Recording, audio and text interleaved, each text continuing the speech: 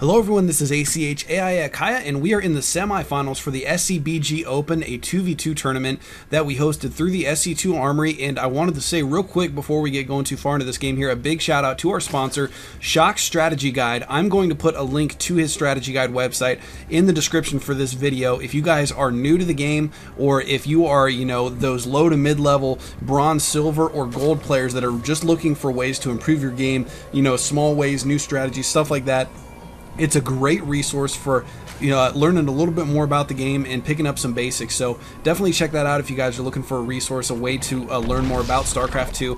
But anyways, getting into this game right now, the matchup we are going to be watching is FabIntegral with his partner here, Darrenc, and they are going to be facing off against Alexbot and Buki in the semifinals. Once again, this is a best of 5 series. The first map here is High Orbit, and casting this game alongside with me is going to be 13. 13, what's going on, man? Not much, Akai. It's good to be here. It's been a great tournament so far. We've got really a lot of good teams and really a lot of good games into this tournament, and we're down to just 4. It's getting exciting.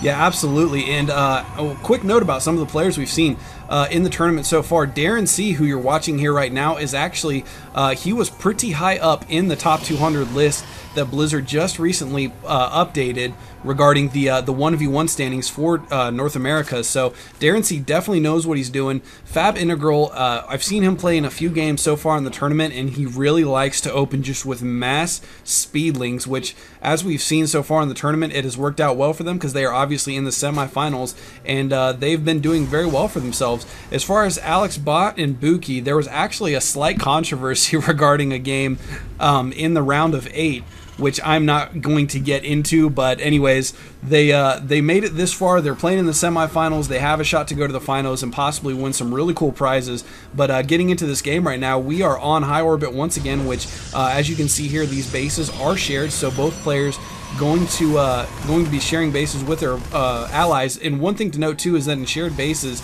sometimes if you're allying with a Zerg player, the creep can be a little bit cumbersome if the Zerg player starts extending his creep, and as a Terran or a Protoss player, that obviously you can't build on creep even if it's friendly creep. But there are some Zerglings moving out across the map here right now, going to put some pressure on, and it looks like the wall here is pretty much complete. There's one Marine standing in the gap, and the Protoss player trying to chrono boost out a Zealot right now, which should be enough to hold off this initial Zergling push here. Yeah, definitely, Akai. You mentioned that FabIntegral likes to open almost exclusively with those speedlings, and that's something that you can really get away with in a 2v2. I think it's just a really interesting strategy. Darrenc obviously has to have just a really good army that complements those speedlings, because I think we all know that mass speedlings, aren't very good by themselves. And Darrenc apparently asking what happened to those lings, and those first 6 lings obviously not really doing a whole lot of damage at all, getting taken down by the Zealot and Marines that were guarding the entrance. But it looks like Darrenc is actually getting out some stalkers, and I don't know if you saw earlier, but he did have a he did say that he was going to go for blink stalkers, so we are possibly going to see him putting down a Twilight Council here somewhat soon and researching that blink upgrade. Yeah, I think that could be a pretty effective strategy to use against, that wall, obviously. If FabIntegral can get those lings up on that ramp, get vision across that wall, and we can see some blink stalkers get across there.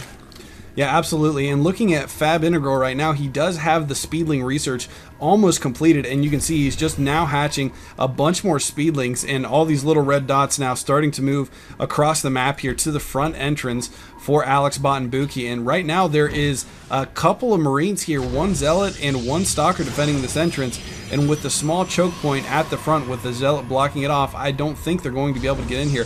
And actually 1 Ghost coming out here for Buki, possibly going to be using the EMP on that to take on the Protoss army from Darrenc. And here comes some Stalkers right now, going to try to get up here and do a little bit of damage, pulling that Zealot off. The Zealot then immediately moving back. Oh, and almost getting those Zerglings. No, he is going to be able to squeeze those Zerglings in there. A quick Sentry force field going down, and it looks like they are going to be able to stop those. Oh, and FabIntegral saying that he lagged, so blaming the loss of his Zerglings on the lag in this game. But nonetheless, it doesn't look like these Stalkers are going to be able to push up any further into there. A very well-timed force field from Alexbot to really prevent those speedlings from getting too far in there and getting assaults around on those units. And as we can see, he's putting up his 3rd gateway right now, and it appears that he's going mass Stalkers to complement this infantry army from Buki. So 13, playing with the Terran player going these mass Stalkers, there's obviously a lot of range and not a whole lot as far as tanking because there's no Zealots on the map. What are your thoughts on that? Well, we just got to see some really nice micro with those stalkers. They have a little bit of a delay between attacks, and we see a lot of pro-level players, you know, shoot those stalkers and micro them, shoot, micro them, shoot, micro them. You really just have to time them up perfectly for them to be super effective if you don't have a unit tanking in front of them. I just want to go back to Buki's choice of using those ghosts in this situation.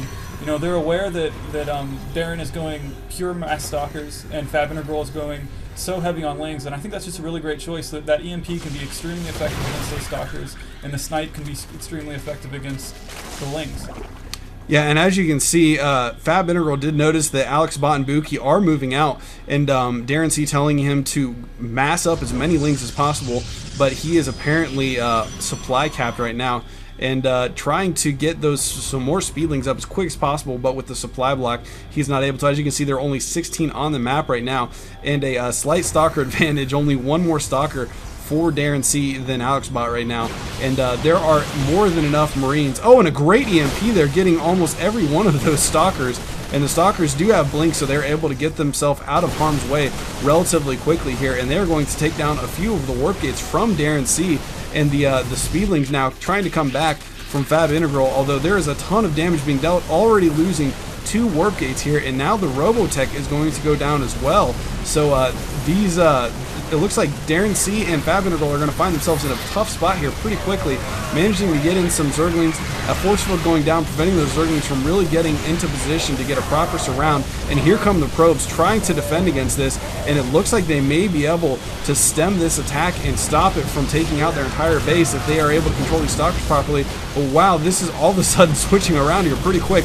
Going to manage to take down the rest of these stalkers from Darrenc, it looks like. Only one more in right now, and as you can see, his production is severely hampered because he no longer has all those gateways, and he has also lost his Robo Bay. So trying to take out those ghosts immediately so that there is no more EMP available, and here comes some reinforcing stalkers right now. In the meantime, there are some speedlings moving out across the map, going to try to intercept some reinforcements, but there are a lot of stalkers and marauders coming up into the base right now. It looks like the pressure is just going to continue here. Darrenc lost a huge amount of production capabilities there. That's going to hurt him big time. Yeah, absolutely, and we see that in 2v2, obviously a much faster pace than 1v1, and he's saying, so don't lose lings early. So obviously chastising his partner there for losing those first 6 lings when he was foolishly trying to push up into that wall, but managing to take out some more stalkers here. And there are more Marauders and Marines moving up into place right now, and some Speedlings trying to mass up here to do a little bit more defense. And somehow Darrenc is still holding this off, managing to do a little bit of damage here and there. But as you can see on the mini-map, there's a constant stream of yellow and blue just coming down straight into their main base, and I just don't think that they can hold this up much longer. And FabIntegral saying that he gave Darrenc some gas, although I don't know that that's really going to help him at this point, because he really needs to get these units out of his mineral line. Yeah, he's down to 8 probes at this point. It's probably just going to be a little bit too late for Darrenc and FabIntegral. We'll see what happens here, but it's going to take a lot to pull this off. Oh, but here come a couple of DTs. Oh wow, I didn't even realize that tech was out on the map. Darrenc getting some DTs out and immediately forcing his opponents to back off. Apparently there is no scanning tech, or at least no scanning energy available, and there just now is 50, and getting a scan up, no, but Darrenc loses both of the DTs because he was being careless with them, and I don't know if, yeah, he does not have enough money to warp in another one right now, and the cooldown is still active. He really needs to get more on there and just spread those DTs out, force him to use that energy and retreat, because he is not going to be able to use those DTs if he constantly lets 2 at a time get taken down by those scans, because obviously only one orbital command on there is only going to have 50 energy to scan at any given time if he's macroing it properly. So anyways, but it looks like they are going to back off nonetheless, despite the fact that they did take out the first 2 DTs. And I don't know, this may buy them enough time to get back into this game. We'll have to see. We can already see that Darrenc has already got himself back up to 5 probe, so going to be continuing to try to macro up so that he can get himself back into this game. Yeah, I'm not sure if they're aware of that expansion right there, Akaya. Can you pull up the vision? Yeah, absolutely. Looking at, let's see here, we'll just check both players right now. And yeah, you're right, they do not yet see the expansion from FabIntegral right now. Although this is offering him some extra production capabilities, he does not have anything mining at it just yet, so not really getting a not really getting a ton of advantage out of that other than a few extra lings from his hatcheries. And we can see that observer out on the map now. It's going to pretty much negate any DT that Darrenc tries to throw at this army. I think we're going to see a GG shortly. Yeah, absolutely. If these DTs are really going to do anything, he's going to have to try to sneak them in and really do the damage on the mineral line. But anyways, this large infantry and stalker army moving out right now, I don't think that the speedlings and DTs that they do have right now are going to be enough to defend against this, especially as you mentioned with that observer overhead now. And there goes the first DT getting taken out immediately. And Darrenc looks like he's probably, those Zerglings are not going to be enough. Oh yeah, and he did GG right away. So realizing that with the mobile detection out on the map now, there's no way for them to take on that force. So it looks like Darrenc and FabIntegral losing game number 1 against Buki and Alexbot. We are going to move on to game number 2 right now. Keep in mind this is a best of 5 series now that we are in the semifinals. So anyways, thanks for watching, guys. GG. GG.